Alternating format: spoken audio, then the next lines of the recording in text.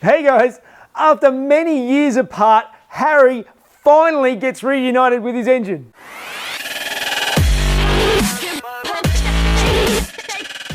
Okay, so those of you watching last time will have seen I was preparing the oil tank last time to get it back into the car ready to go, and I didn't have the correct oil line. I actually had this oil line here and I wasn't sure what it was for, and it appears that this is actually for some of the later cars had a different crossover pipe on the engine, so that's what this was. And I've gone through, I've ordered the correct parts, so this is now going to get fitted to the car, and then I can button this up, and then I will start looking at what else I need to tidy up under here before we can put the engine back in. I can hear you.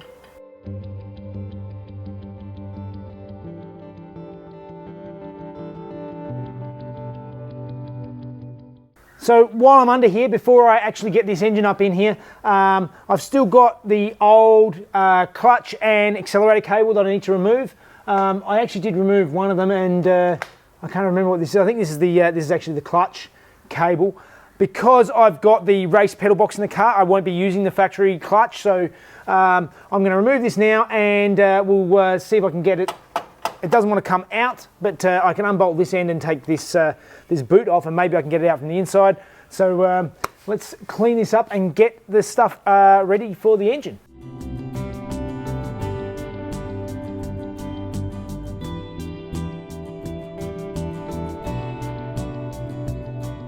Okay, so the engine's here ready to go on the lift table. I'm just going to go through now and just give it a little bit of a tidy before I put it into the car. Just the cleaning is going to be much easier to get to just here than it is when it's in the car. It's not that dirty, but it's just dust and stuff over it. My roof ends up just sort of showering it in stuff, so start cleaning it all off and getting it over under the car and start lining it up, getting ready to put in.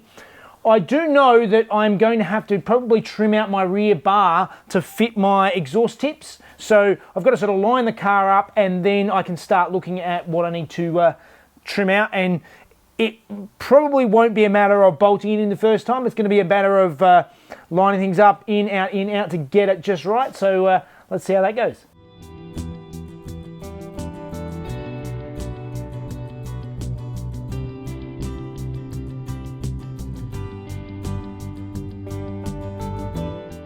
Ooh, this is getting exciting.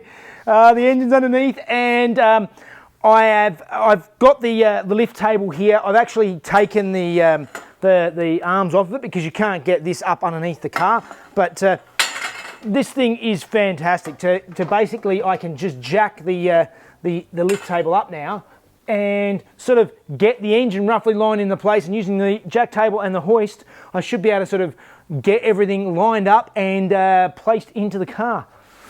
Oh, it's exciting.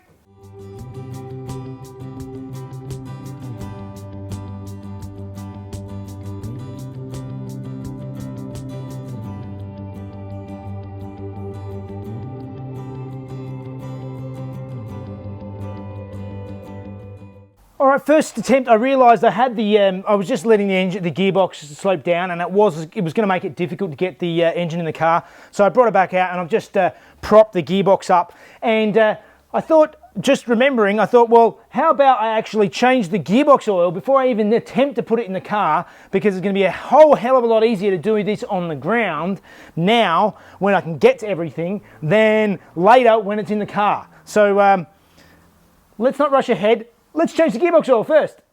Just a quick tip with changing gearbox oil on any gearbox in any car.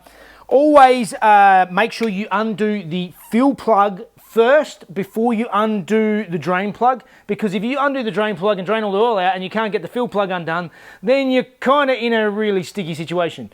Whereas, you know, at least if you open the fuel plug, if you have trouble with that, don't drain the oil out. Otherwise, the car is not going anywhere.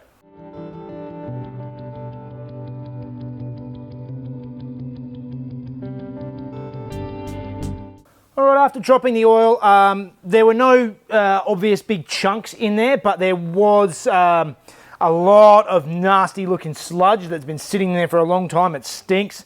And there were very fine little shavings down in the bottom in the magnetic plug, but yeah, there's definitely nothing, there's definitely no teeth in it. So again, I'm going to replace the oil and chuck it in the car and see how it goes. I don't know, it could be completely stuffed and I'll have to pull that out straight away, but I don't want to spend the money to just repair it just because, you know, just because I can. I prefer to save that money and just see if it needs it. And I'm sure I'll repair it at some stage, rebuild it at some stage, but I don't need to do it right now.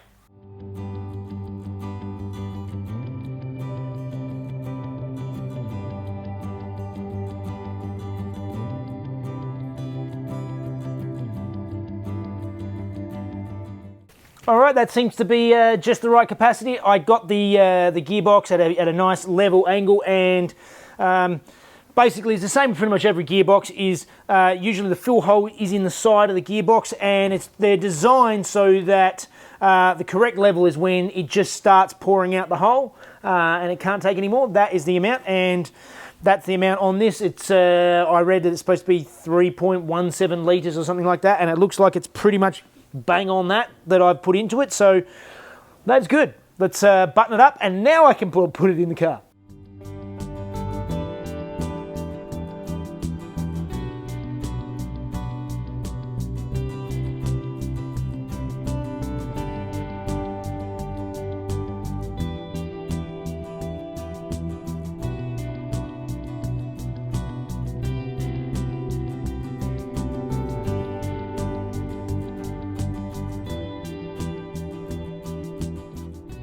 I've had the engine up and down a few times just trying to get things lined up, and I'm looking at now the easiest way to get it in there is going to be to remove the bumper first, because I'm going to have to trim it. I need to, it's going to be easy to get it in there, and then I can trim it up once it's in, rather than sort of going backwards and forwards and lifting it up, lowering it down.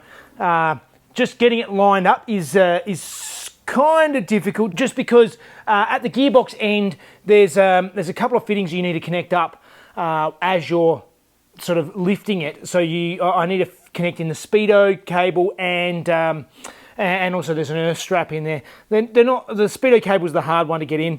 Once that's in, then it's pretty smooth sailing. So I'm going to take the bumper off now, and then I should be able to bolt it all in, and then we'll work on getting the bumper back fitted again.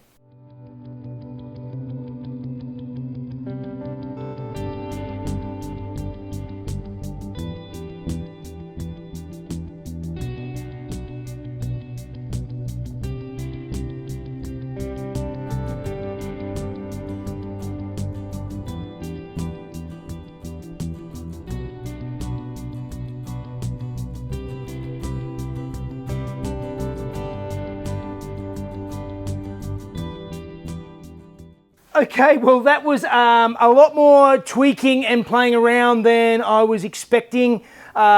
Just getting the all the mounts to line up, I had to actually sort of help with using the jemmy bar to sort of lift up bits and pieces, get the corners right, so that I could actually get them all lined up. But the engine is in. It is. It's not all connected up. There's lots of things to connect up. It's just basically bolted in there for now. But I'm a kid, and I've been waiting for this for so long, seeing the car jacked up at the back, so I'm going to lower it down now and see what it looks like actually back on its wheels with some weight in the back.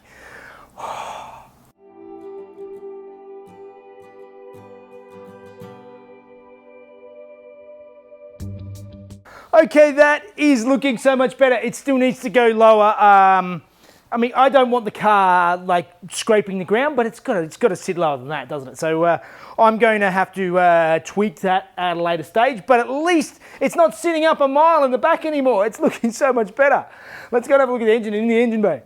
Okay, so one of the things that I've noticed straight away, for starters, my loom doesn't quite reach, but I think I can actually disconnect this panel, and I can sort of remake the panel, or even remove the panel, remove the plugs from the panel and just connect them up directly to this. That might be the way to do it. Either way, it's not that big of an issue. I can work that out without having to redo the loom on the engine itself.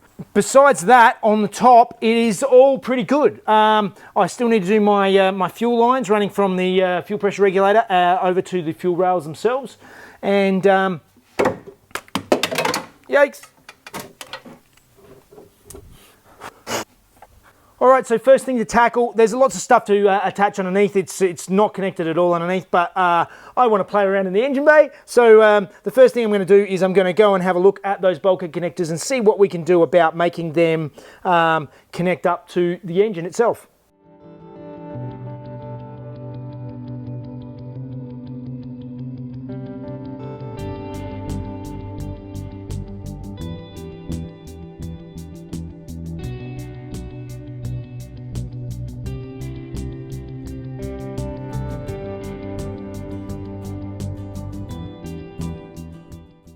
All right, so I've gone in here and it ends up that the wiring loom connects up, just I can't run it through my perfect little panel here. It's probably easier to I'm just going to tape on the back of these, make them neat, and just leave them sitting in the engine bay like so. I'm going to have to take this panel out again, and I'll touch up the paint on here so that it looks nice and pretty. It'll still hold the relays. Just it won't hold the bulkhead connectors. I'll tidy them up in the corner here, maybe sort of cable tie them together or something, but they can just sit there in the engine bay like that. They still function fine, they just don't look as pretty as when they were in the housing, but my total length of my loom was only just enough to get the ECU where it is on the inside, and so I was working with the length I had. I stupidly didn't order the longer loom for the ECU from Link, so they do have a 2.5 metre I think, and I've got the 1.5 metre, which is too short as it turns out.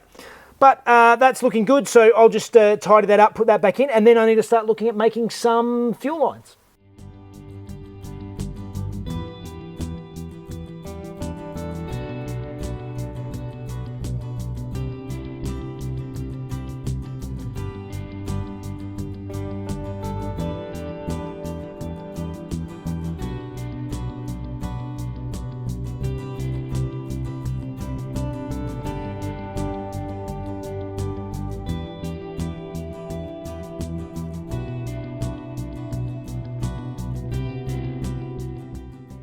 Oh, that's such a good day. The engine is actually back in the car.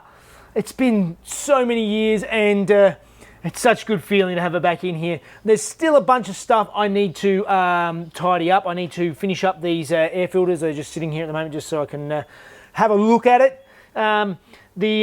Underneath, there's nothing connected, so I still need to finish off connecting up the oil lines. I need to connect up the tail shafts. I need to connect up the gear shift linkage. There's a bunch of stuff to still connect, but this is a big step forward. We actually have the engine back in the car. All right, well, as always, if you need to search for any parts for your Porsche engine, or any parts for a Porsche of any type, go to Porsche Parts by Jeff and compare parts there first. And I am pumping out videos as quickly as I can, and I just want to get this car done. So, all right, guys, see you next time.